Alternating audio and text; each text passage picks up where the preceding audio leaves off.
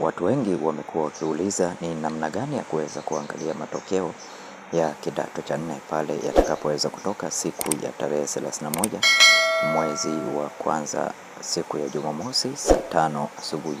Sasa unachotakiwa kufanya ni kuingia katika akaunti yako ya Google, sehemu ya Google au katika browser yoyote unaotumia kwenye simu yako.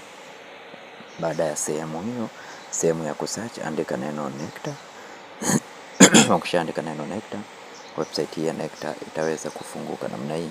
Kwa unachotakiwa kufanya sasa, pale wegusa moja kwa moja katika sehemu hii ya kufungua website hii, na website itafunguka namna hii. Ukiscroll chini hapa katika sehemu hii ya news, utaweza kuona matokeo hayo yameweza kuwekwa hapa, lakini njia nyingine rahisi ni wewe kugusa hivi vidoti vitatu hapa juu. Baada ya hapo utagusa result na utascroll chini mpaka CSEE hapa.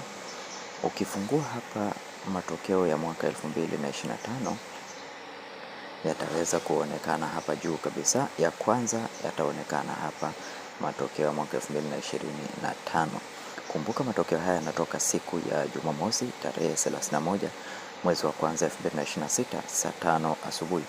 Utagusa katika linki iliyokuwepo pale, na hiyo linki itakufungulia matokeo yako namna hii. Pale matokeo yatakapofunguka namna hii, unachotakiwa sasa wewe kufanya pale, ni kuchagua center au shule ambayo unataka kuangalia matokeo yake. Center zote ziko hapa na shule zote zipo hapa ambazo zimefanya mtihani huo Tanzania bara pamoja na visiwani, utaweza kuyaona hapa.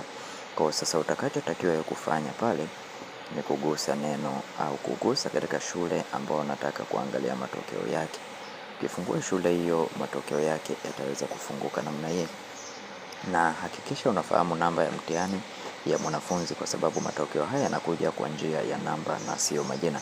Kwa hiyo kwa wewe ambaye ni mara yako ya kwanza kuingia katika channel hii ya Feaboy, tafadhali bonyeza neno subscribe, like video hii na share video hii kwa wengine wengi zaidi, ili waweze kupata taarifa hizi kabla ya tarehe 31. Asanteni na karibuni.